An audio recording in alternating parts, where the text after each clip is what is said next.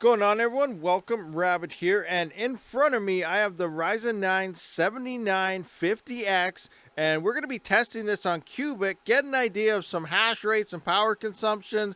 Also, I am curious how RAM does affect this algorithm, if it matters at all, so we're going to be trying that out as well, testing with 1 stick, 2 sticks, XMP on, off, and also with AM5, you have the ability for high bandwidth and low latency mode. So I'm going to run through those and see if anything does matter here. But right now, this is the 7950X3D QUBIC Hashrates. So it is looking like in Hive OS at the QUBIC.li pool here, we do have 147 ITs per second. What's our power looking like? Well, I'm glad you asked. It does look like about 141 watts here. Alright, so I am in the BIOS. The first thing I am going to do is just simply remove my Expo profile here. This way we are running back to our stock RAM timings, and this will determine if RAM does matter or not on versus on that speed there. So this will be a quick test to see, if we're actually going to see any difference at all. Alright, so with XMP turned off, we're down to 144 ITs. So we did lose about 3 ITs in the process. Let's take a look at our power, and it looks like we went up in power, sitting at about 141.6 watts. All right, so I did take 2 more sticks out of the 7950X over there. It's good to build rigs with the same components. As you can see, both of these are identical minus the CPU. So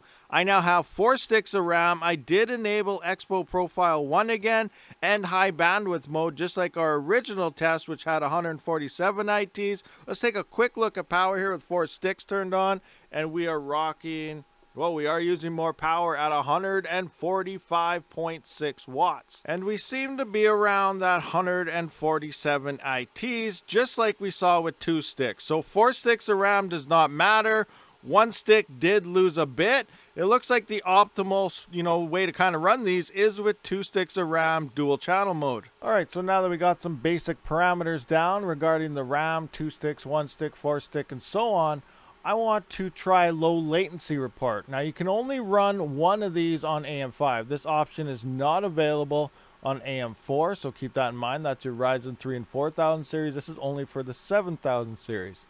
So I'm going to disable this one right here, and we're going to enable low latency support and see if this makes any difference when it does come to QUBIC mining. So we're going to hit F10, save and exit. Yes, let's check some hash rates and power. Alright, so low latency mode is looking like about 142 ITs, so not performing as great as the high bandwidth mode, just like what we see for RandomX. And we are about 143.5 watts. And it is time for some final numbers and profitability. So on QUBIC here, now the settings are exactly the same as what I did have for my RandomX, Zeph and Monero setup video for the 7950X3D. So be sure to check that out if you want to know how to tune it and stuff. But I am on, eco mode is on, -30 of a curve here.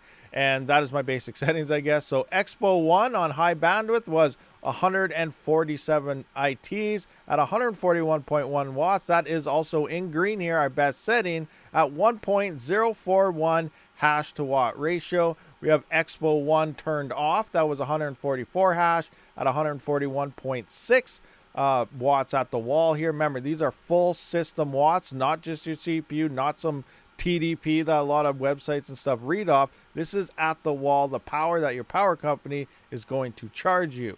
And here for a hash to watt ratio is 1.016. Obviously higher is better. Expo 1 turned off with 1 stick of RAM was actually our worst setting at only 133 ITs at 140 watts at the wall. Hash to watt ratio of 0.95.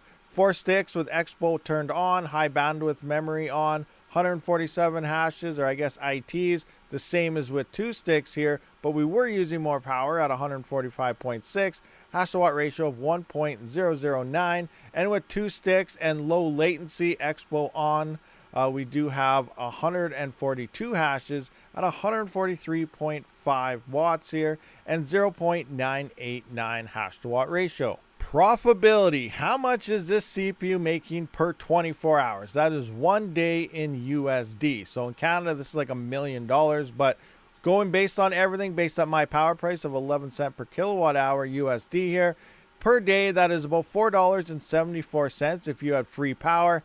After power profit is $4.36. That's pretty darn good here, considering when Ethereum was still around towards the tail end there, a 3070 was only making about $1.40. So we are about 4 times more profitable than when the tail end of Ethereum mining was around on GPUs. So that's pretty crazy to think about. Now keep in mind, guys, this is solo mining. The how-to video, I did release that yesterday, so be sure to check that out if you're not sure how to mine this coin. But it is solo mining, so if you do not find a solution, which is a block, you're not going to get anything. And payouts are only once a week, every Wednesday, where they tally up all your solutions found for the week. And then the epoch changes, difficulty changes, and all that. Everything is variable every single week. So thank you for checking out this video, guys. I will see you on the next one. Rabid out.